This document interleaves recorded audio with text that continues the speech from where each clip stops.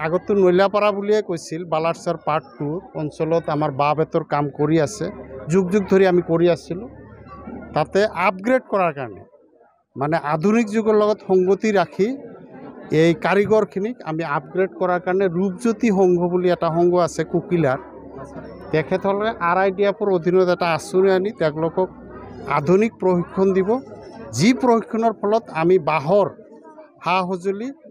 ৰাজ্যিক পৰ্যায়ত আন্তঃৰাজ্যিক পৰ্যায়ত আৰু আন্তঃৰাষ্ট্ৰীয় পৰ্যায়তো যাতে আমি যোগান ধৰিব পাৰোঁ তাৰ ট্ৰেইনিঙৰ ব্যৱস্থা কৰা হ'ল আৰু তাৰ বাবে ৰূপজ্যোতি সংঘক আমি এই অত্যন্ত অঞ্চলৰ ৰাইজে ধন্যবাদ যাচিছোঁ যে তেখেতসকলে এটা ভাল পদক্ষেপ লৈছে আৰু এই প্ৰগ্ৰামক উৎসাহিত কৰাৰ কাৰণে আমাৰ SDO চিভিল IAS বিষয়া তেখেত নিজে আহিছে DDM আহিছে LDM আহিছে সকলো বিষয়াখিনি আহিছে গতিকে এই অঞ্চলৰ ৰাইজে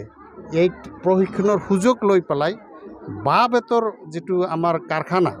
সেইটো যাতে আন্তঃৰাষ্ট্ৰীয় পৰ্যায়লৈ লৈ যাব পাৰে তাৰ কাৰণে এটা বিশেষ পদক্ষেপ আজি গ্ৰহণ কৰা হ'ল পৰৱৰ্তী সময়ত আৰু ভালেখিনি পদক্ষেপ ল'ব লাগিব লৈ পেলাই আমি সমাজখনক যিটো গতানুগতিকভাৱে বাঁহ-বেতৰ কাম কৰি আছিলে সেইটো আধুনিকৰ ফালে লৈ পেলাই মানুহৰ আয় উন্নতিত অৰিহণা যোগোৱাৰ এটা ব্যৱস্থা কৰা হ'ব